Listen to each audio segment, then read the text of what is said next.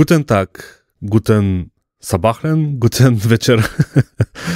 В това видео ще разсъждавам малко по темата какво бих правил, ако напусна Германия и реша да се върна в България. Чисто хипотетично, малко такива мои размисли. Ако това ви е интересно, настанете се удобно и нека да започваме сега. Направих 10-та година в Германия. Все още носталгия или липса на България не усещам. Може би си има някакви причини.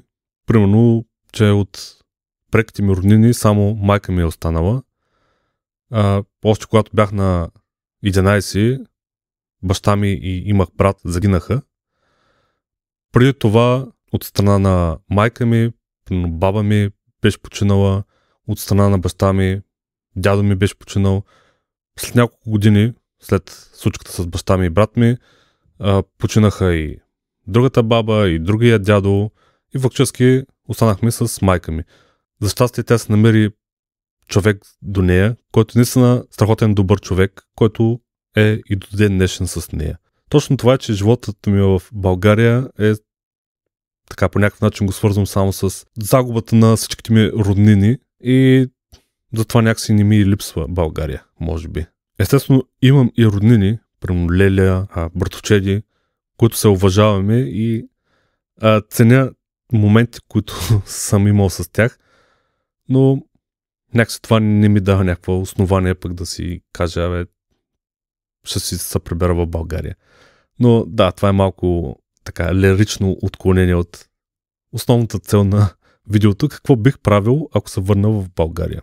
Аз определено към този момент имам доста неща, които мога да правя. Едно от най-лесните неща, които мога да започна в България е строителството. Мога да лепя почки, мога да ги къртя, мога да бодисвам, мога да махам тапети, мога да слагам тапети, мога да полагам подови настилки, всякакъв вид, примерно, без значение дали е мокет, паркет, почки. Доста време съм изграждал и стени в Германия с гипсокартон, конструкции и всякакви те простоти. Друг е проблема, че в България никой не ти цени труда. Ще захванеш на някой работа да му правиш, той ще се направи на тарикат, няма да ти плати, ще те бави с плащанията, ще те заплашва, в някой случай му да се стигне и до саморазправи, което не бих си дал труда да се занимавам с кретени, които много често се случват в България. Друго, което бих могъл да правя в България е, както се вижда от тази риза, мога и да шия с машина. Не е много добре, но виж, се получават някакви такива интересни детайли по нещата. Като върви машината, върви. Но други неща, които бих правил в България е от много години. Аз съм завършил училище, което е с профил автомобили и винаги са ми харесвали автомобилите. Но никога не съм правил нищо с автомобили, освен в училище. И винаги ми е била една такава идея да правя нещо с автомобили. Но не да ги поправям, а точно обратната, да ги разглабям. В YouTube има един канал Mega Parts. Те там разглабят, правят някакви експерименти с автомобилите.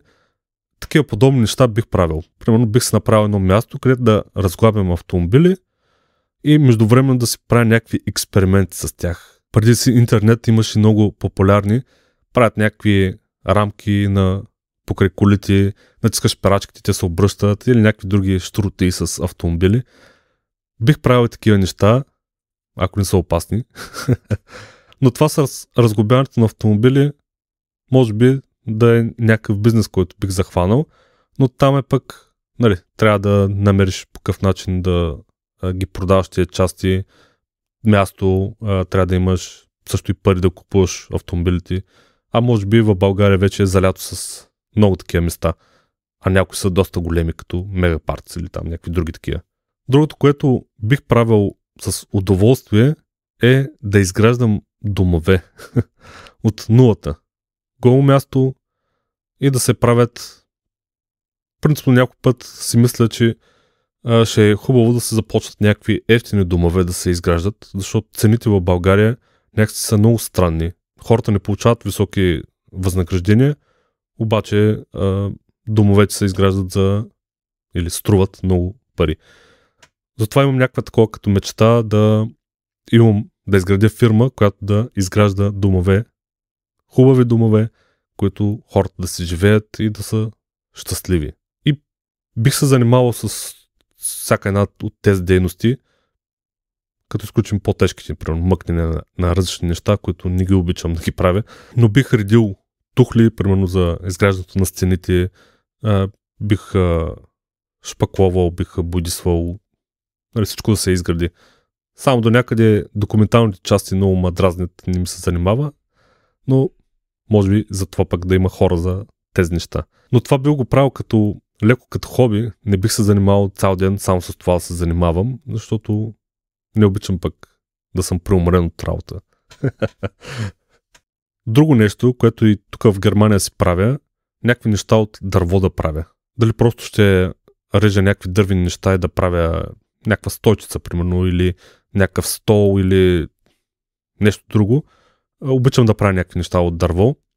И в една такава фантазия, където се връщам в България и трябва да правя нещо, бих правил, примерно, врати, които са с някакви такива шарки, примерно, не е стандартна дървена врата, която да е само проста права врата, а бих правил някакви елементи, които да има такива машини, които са CNC принтери, които могат да ти правят различни фигури или надписи, които могат да се вграждат в вратите. Но също това бил го правил пак като хоби, не искам да си занимавам целия ден само с това нещо. Една от най-големите ми мечти, още от сигурно 25 години,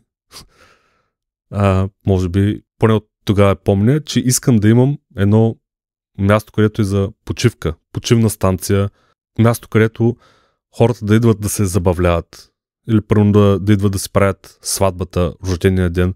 От такъв тип почивна станция за отдих.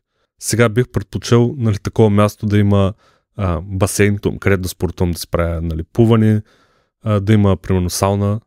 То сауната, то не е чак толкова сложно, но басейните са сложна работа. И до някой не мисля, че в България е лесно да се здобиеш с нещо такова, което е тип почивна станция или да направиш нещо такова, тип хотел, място, където да се почива. И така да се каже, ако ми попадне нещо такова, може пък да се реша да си го взема и да си го развивам и да се живея в България.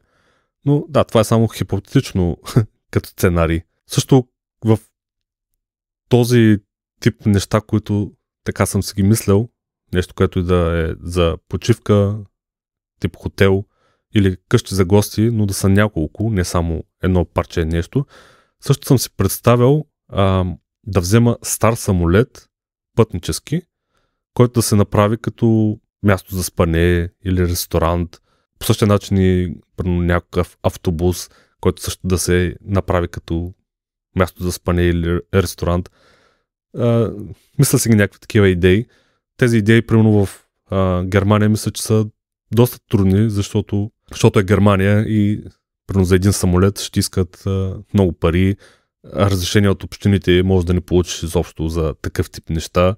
Докато България някакси ми се струва, че е по-лесно да вземеш примерно няколко автобуса, да ги направиш за спане или за дискотека, примерно. Да ги сложиш в някакво гористо място и да идват хората за почивка. Ето една концепция, която подарявам на зрителите на този канал, ако някой иска да го направи. А може и да го има някъде из България. Аз все пак не съм го измислял, някъде съм го видял и с някакви снимки.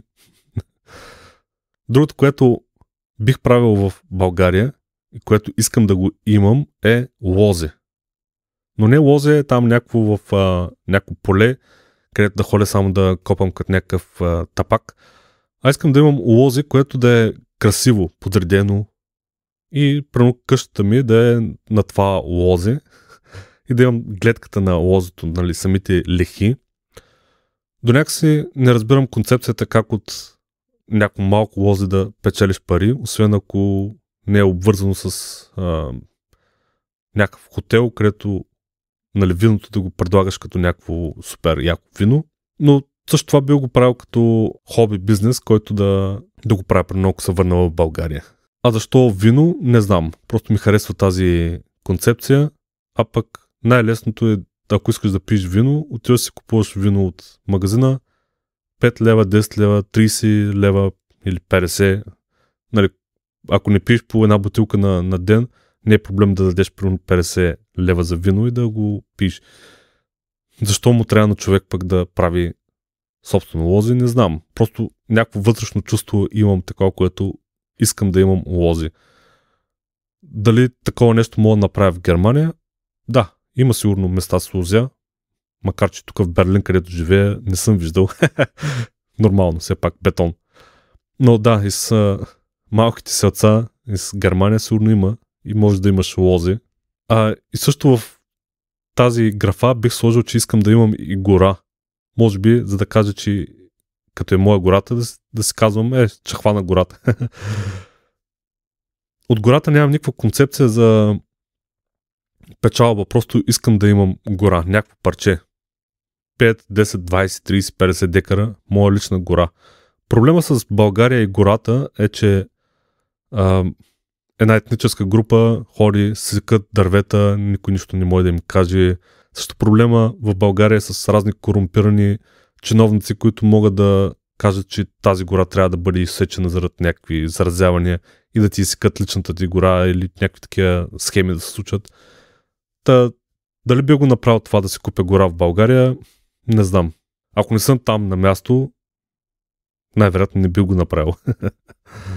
И към всички тези неща, които казах, също бих си представил, че в България, ако се пребера, бих гледал животни, тип коне, овце или най-лесното кокошки. Но не 2-3 кокошки, а примерно поне едни 100 кокошки. Но концепцията за коне също много ми харесва. Да имам място, като комбинирам всички тези мои представи какво бих правил в България, бих намерил едно място, което е на тихо, спокойно място. Бих купил имот, който да е с добра квадратура, 2, 5, 10 декара, където да живея, да отглеждам примерно коне. Може да е също място за почивка, с някакви къщички за отдих, да идват хората да се возят на конете. Ще им предлагам виното, както се вижда от предни клипове, мога да правя разни мезета, също да го предлагам на хората. Ето така имам една интересна концепция за това, ако се върна в България, какво бих правил. Но дали ще се върна, много ме съмнява. Защо? Защото не съм доволен от училищната система в България.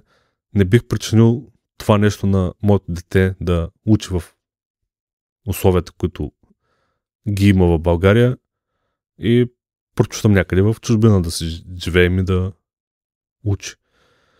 А тези неща, които ви ги разказах, които са тип мечти, живот и здраве, може да станат на почти всяко едно място. А дали наистина е така, времето ще покаже. Това е малко по-различен тип в този канал. По принцип ви разказвам за неща, които са в Германия, но този път просто е така ми дойде малко да ви разкажа неща, които бих правил в България. Надявам се този клип да ви е харесал и да дадете палец нагоре. Благодаря, чао и ще се видим в следващия клип.